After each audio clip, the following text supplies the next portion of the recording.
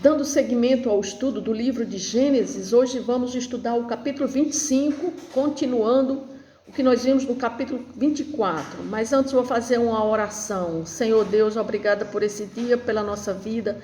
Obrigada por estar aqui levando a sua palavra, que a cada dia, Senhor, o Senhor coloque mais no nosso coração interesse e motivos para conhecer a tua palavra, Senhor, para estudar e meditar nela, para que nós possamos ser cheios da tua palavra, Senhor, conhecer os seus antepassados, conhecer a descendência de Abraão, conhecer a geração da tua nação, Pai, que é a nação de Israel e que foram os nossos antepassados, Pai, porque nós somos filhos também de Abraão e é isso que nós estamos aqui, Senhor, para aprendermos cada dia mais. É o que eu te peço em nome de Jesus. Amém. Então vamos ver aqui o capítulo 25 do livro de Gênesis. Aqui nós vamos ver que depois que Sara morre, né, Abraão ele agora manda um empregado seu na sua terra, na sua parentela, a buscar uma noiva, uma esposa para seu filho Isaque. Mas Abraão também, depois ele se casa. E a gente vai ver aqui, no capítulo 25, a partir do versículo 1, diz assim: desposou Abraão outra mulher chamava-se Quetura. Ela lhe deu à luz a Zinrá, Jocsã, Medã, Midian, Isbaque e Suá. Joquizã gerou a Sebá e a Dedã. Os filhos de Dedã foram Assur, Letum, Lezim, Leumim. Os filhos de Midian foram Efã, Efé, Enoque, Abida e Elda. Todos estes foram filhos de Quetura. Abraão deu tudo o que possuía a Isaque. Porém, aos filhos das concubinas que tinha, deu ele presentes e ainda em vida os separou de seu filho Isaque, enviando-os para a terra oriental. Então, após a morte de Sara, Abraão marca um novo período na vida de Abraão, né? Agora ele está viúvo de Sara, está com seu filho Isaque, ele já providencia, pensando no futuro de Isaque, já manda seu empregado, como nós vimos no capítulo 24, onde ele manda seu servo, seu empregado até a sua parentela para trazer uma noiva, uma esposa para seu filho Isaque. Mas aqui ele também vai, esse período marca uma nova fase na vida, na notável história de vida desse homem, desse patriarca. E aqui a gente vê, né, que essa visão sobre o seu futuro, ele já estava pensando também não só no futuro do seu filho, mas no futuro dele também, porque ele lida com a perda da sua amada esposa, mas ele continua a cumprir seu papel na narrativa divina, porque o casamento dele com essa mulher chamada Quetura, né, representa uma virada significativa em sua vida, porque é importante lembrar que Sara, sua esposa, por muitos anos, havia falecido anteriormente, como nós vimos no capítulo passado. E agora Abraão vai desposar, vai tomar por esposa essa mulher chamada Quetura. Quetura, embora não tenha a mesma notoriedade que Sara na narrativa bíblica, mas ela desempenha um papel importante na vida de Abraão, porque mesmo Abraão, na sua velhice, ele encontra essa mulher para cuidar dele e ainda ter filhos, né? Ainda ter descendentes de Abraão. E ela lhe deu os filhos, como nós vimos aqui mencionado no versículo 2 e 4. E esses filhos se tornaram os ancestrais de várias tribos que habitaram em algumas regiões conhecidas como a Terra Oriental. Por quê? Porque Abraão ele separa esses filhos, manda eles para habitarem numa terra oriental, uma área que abrangia partes do Oriente Médio, porque ele separou em vida a sua herança e dividiu, sendo que a sua herança ele diz assim, que Abraão deu tudo o que possuía a Isaque, porém aos filhos das concubinas que tinha, deu ele presentes e ainda em vida os separou de seu filho Isaque. Ou seja, Abraão não queria que eles permanecessem junto a Isaque, porque Abraão sabia que Isaque era o filho da promessa. Então, eles não queriam ter aqueles irmãos ali por perto que causassem divisão, contendas com relação à sua herança. Então ele já dividiu tudo em vida, ele repartiu, né, os seus bens, sendo que ele destaca Isaac como herdeiro das promessas divinas, né, enfatizando a importância da escolha de Deus na linha de descendência que continuaria a cumprir seus propósitos. Então, em resumo, o casamento de Abraão com Quetura após a morte de Sara é um episódio importante na vida desse patriarca, mas simboliza a continuidade da vida e a fidelidade de Deus às suas promessas, porque mesmo Abraão só tinha um filho, Isaac, mas depois ele teve outros filhos, né? E aqui também destaca a importância da família, da união nas escrituras. Mesmo em meio à perda e à mudança, né, a história de Abraão continua a ser uma jornada de fé e no cumprimento das promessas de Deus. Então nós vamos ver aqui agora a morte de Abraão. A partir do versículo 7 diz assim: foram os dias de vida de Abraão 175 anos. Expirrou, ou seja, morreu Abraão em ditosa velhice, avançado em anos, e foi reunido ao seu povo.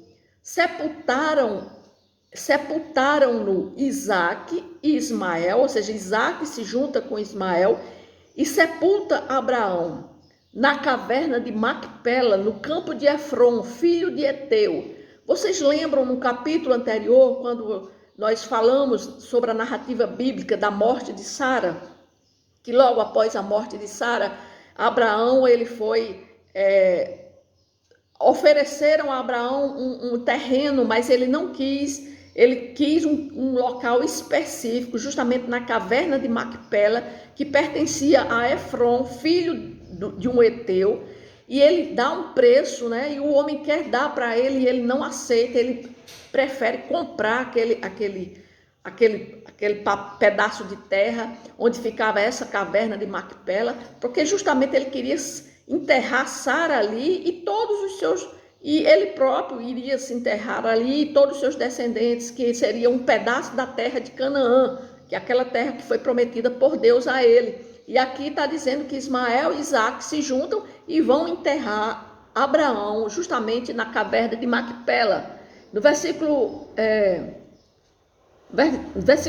9, sepultaram-no Isaac e Ismael, seus filhos, na caverna de Macpela, no campo de Efron, filho de Zoar, o Eteu, fronteiro a Manre, o campo que Abraão comprara aos filhos de Et. Ali foi sepultado Abraão e Sara, sua mulher. Depois da morte de Abraão, Deus abençoou a Isaque, o seu filho Isaque, e Isaque habitou junto a Beer-lahai. Aí, a partir do versículo 12, agora nós vamos ver os descendentes de Ismael. Nós vemos que os descendentes de Ismael, aqui a partir desse capítulo 25, né, vai oferecer uma visão sobre porque Deus tinha uma promessa e nasceu o filho da promessa, que foi Isaac. Mas com a falta de paciência de Sara, mulher de Abraão, ela não teve a paciência de esperar pelo cumprimento da promessa e pega a sua escrava Agar e pede ao seu esposo que se deite com aquela escrava para que ela pudesse ter um filho.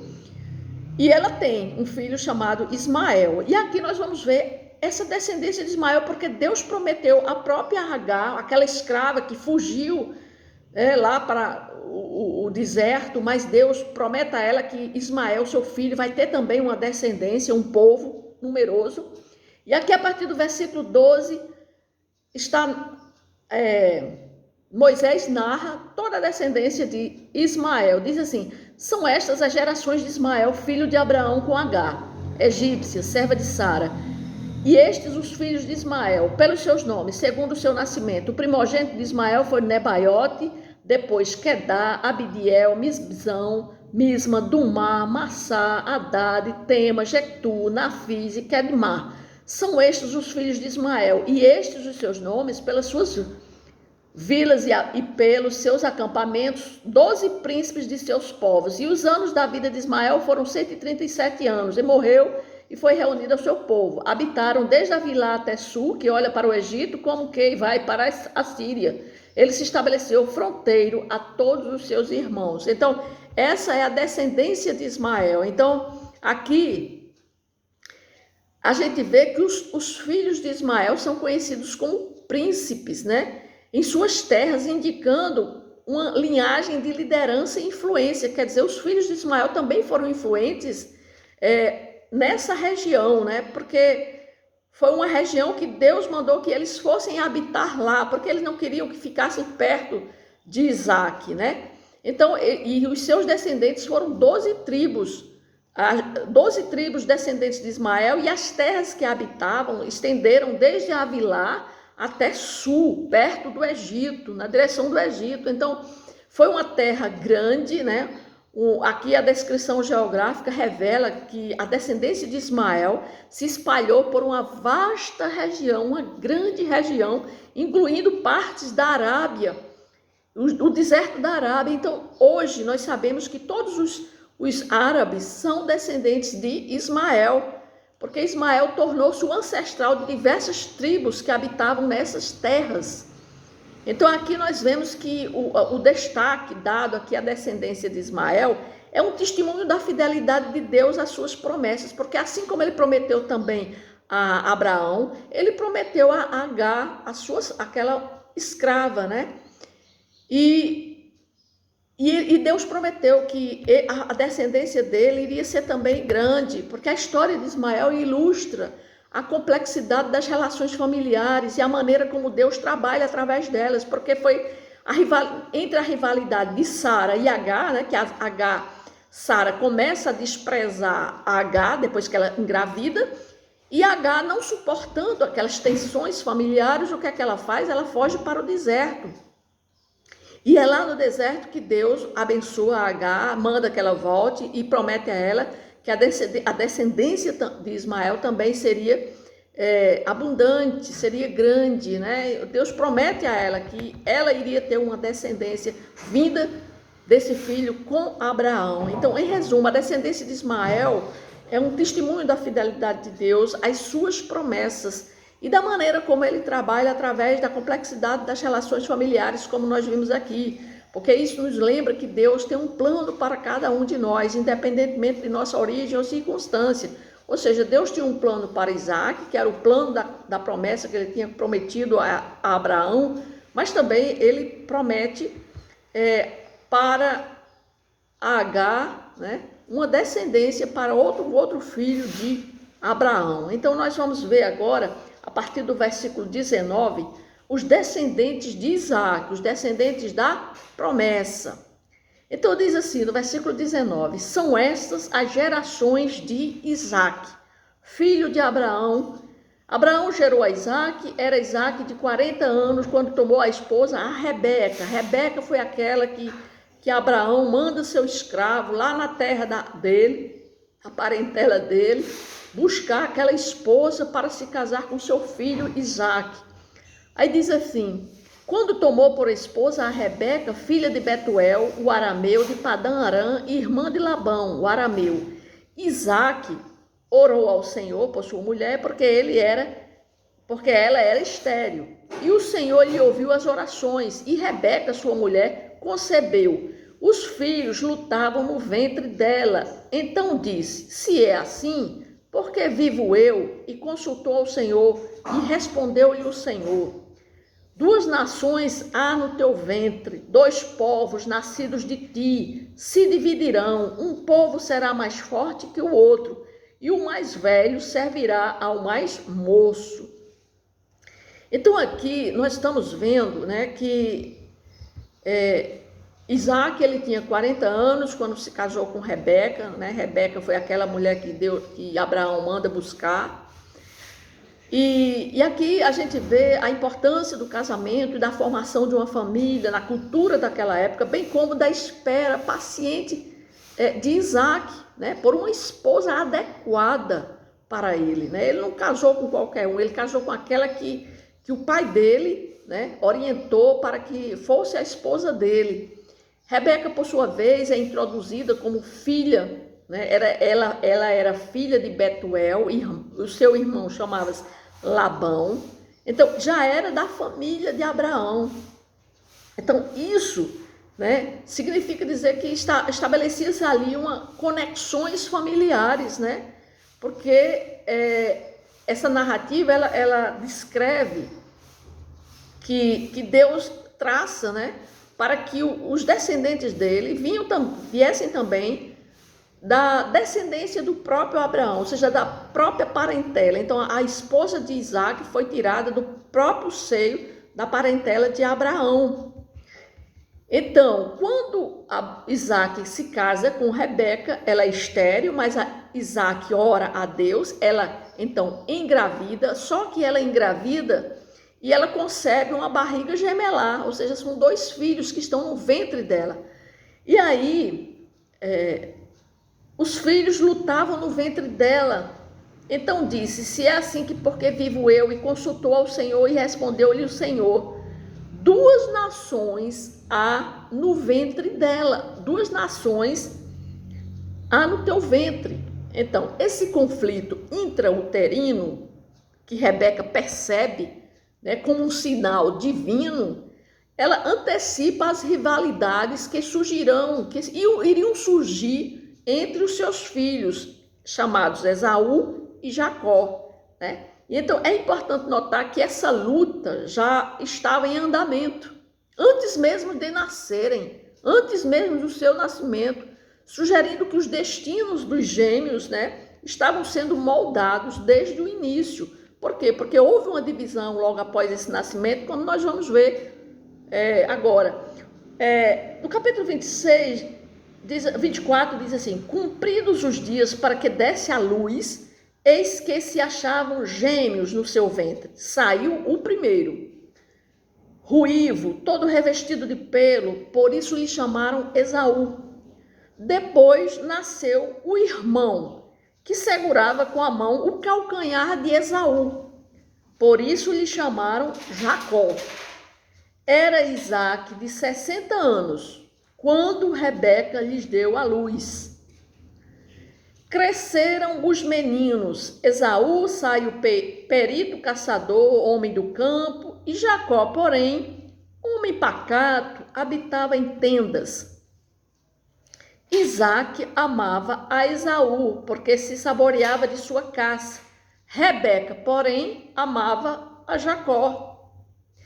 Então aqui nós vemos que, primeiro a gente viu aqui uma resposta de Deus a Rebeca, né? Porque quando ela sente os filhos lutarem no ventre dela, ela fala com Deus e Deus responde a ela, porque a resposta de Deus é reveladora, né? Ele lhe diz que 2 nações estavam no seu ventre e que os 2 filhos seriam separados, com um sendo mais forte do que o outro, e essa profecia antecipa então a divisão futura que haveria de ser entre Esaú e Jacó. Indica que a descendência deles teriam destinos distintos. Ou seja, nós vemos aqui Deus já na preparação, né, do seu plano divino, já comunicando aqui a própria Rebeca, né?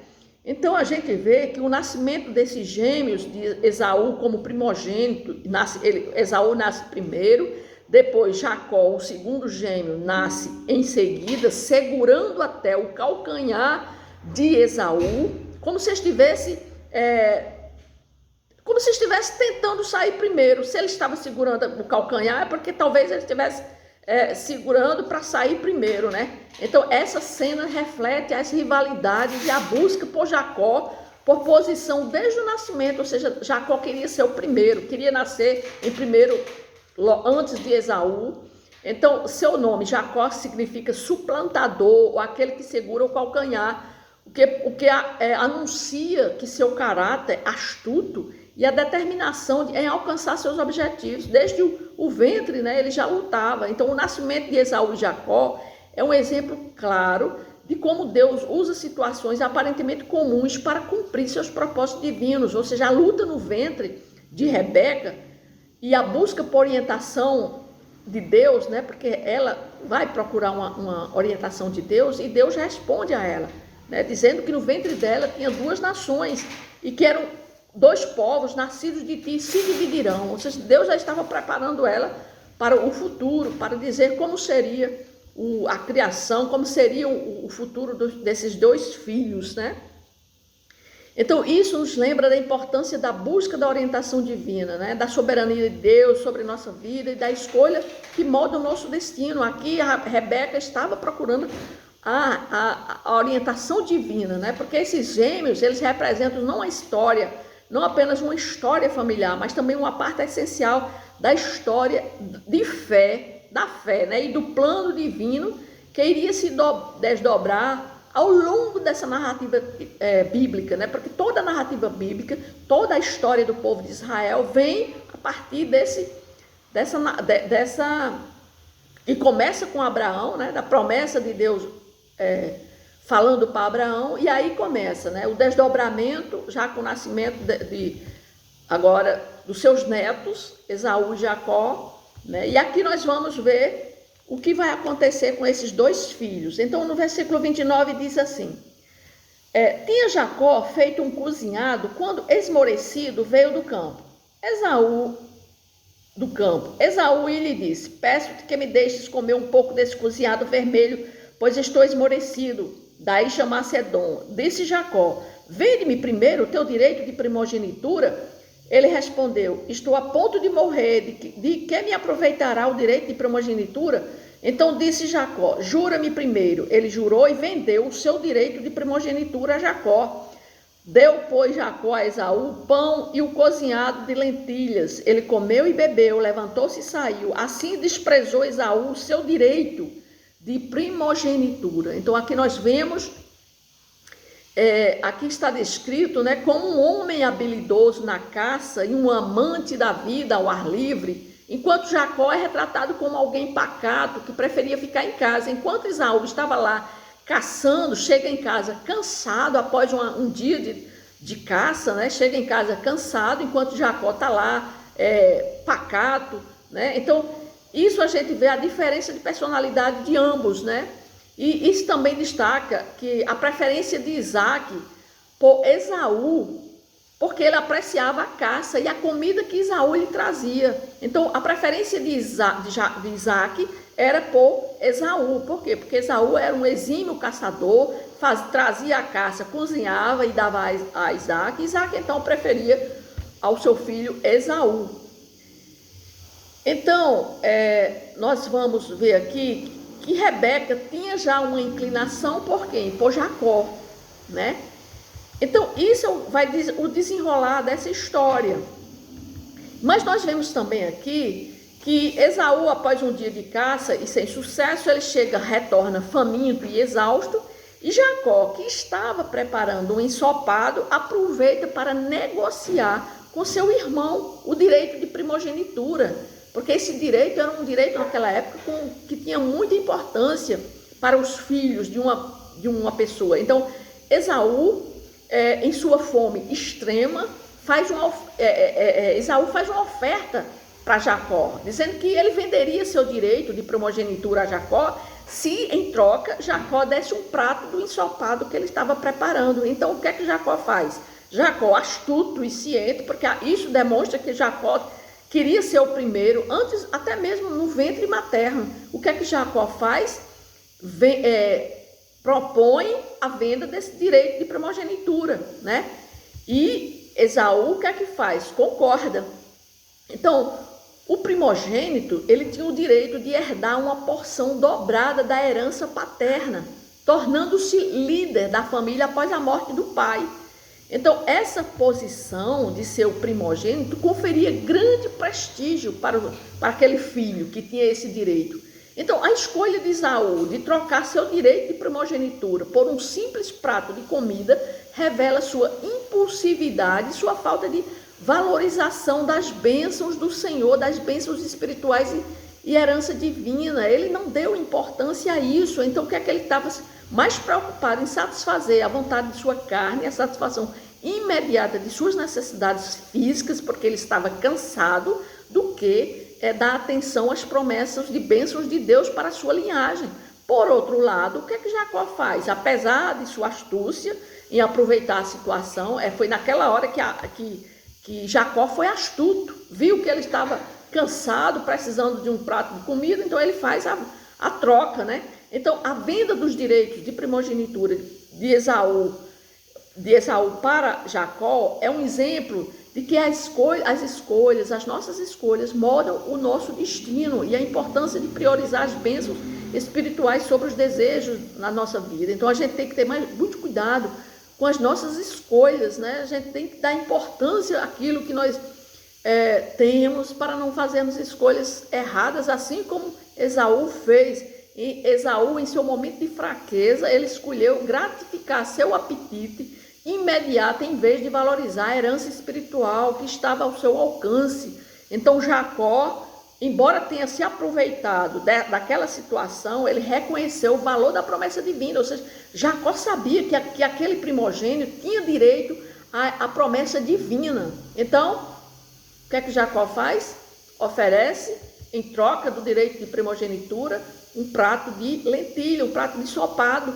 Então, essa história nos lembra das escolhas que fazemos em momentos de fraqueza ou impulso. Nós nunca devemos fazer escolhas com impulsividade. Isso está nos mostrando aqui.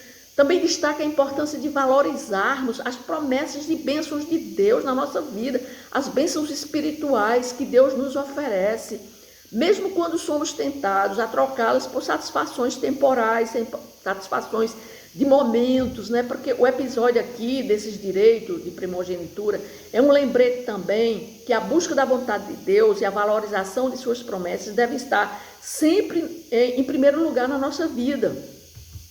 Então, no versículo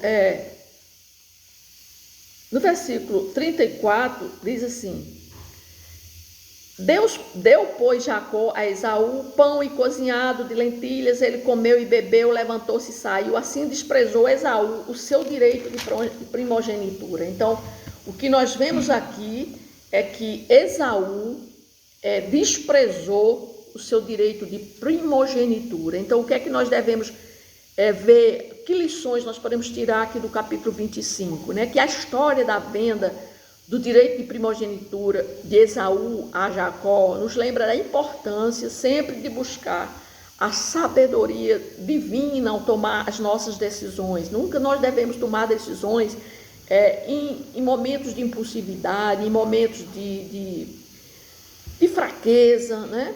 Nós temos que orar por discernimento e orientação, a orientação de Deus na nossa vida, né? Naqueles momentos mais difíceis, porque nós podemos tomar decisões que estejam alinhadas com a vontade de Deus, e também podemos tomar decisões que não estejam alinhadas com a vontade de Deus. Então, temos que orar pedindo isso. Outra coisa também que nós vemos aqui é que havia uma rivalidade de conflito entre os personagens, aqui entre Esaú e Jacó, que começou mesmo no ventre materno, né?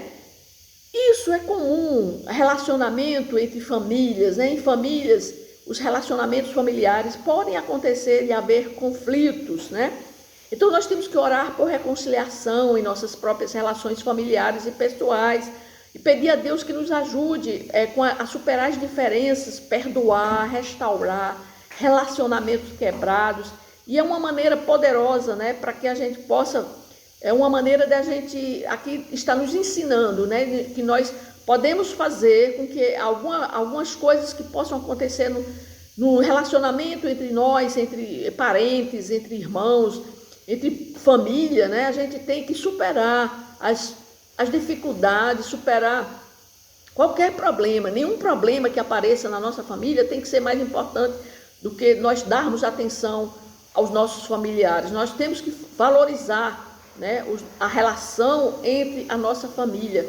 E também, aqui também nos mostra, no capítulo 25, que nós temos que valorizar as promessas divinas. Então, se Deus tem uma promessa para nós, aliás, Deus sempre tem promessas para a nossa vida, que está contida na sua própria palavra. Então, nós temos que orar para que Deus nos ajude a reconhecer e valorizar as promessas que Ele fez e sua palavra, porque a sua palavra está cheia de promessas para a nossa vida. Então, isso inclui pedir a Deus que Ele nos ajude a não trocar as bênçãos espirituais por coisas instantâneas, por momentos instantâneos de prazer, né? Mas sim que Deus possa nos manter focado nas promessas eternas que Ele nos oferece, que é a promessa da salvação. Então, nós não podemos trocar nada Nós não podemos olhar para os prazeres do mundo, para as coisas imediatas querendo nos satisfazer, satisfazer a nossa carne em troca, né, daquilo que o momento, aquelas coisas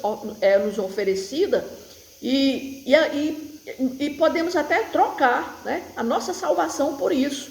Então, jamais nós queremos deixar de valorizar as promessas que Deus tem para nós em troca de alguma coisa ou algo. Amém?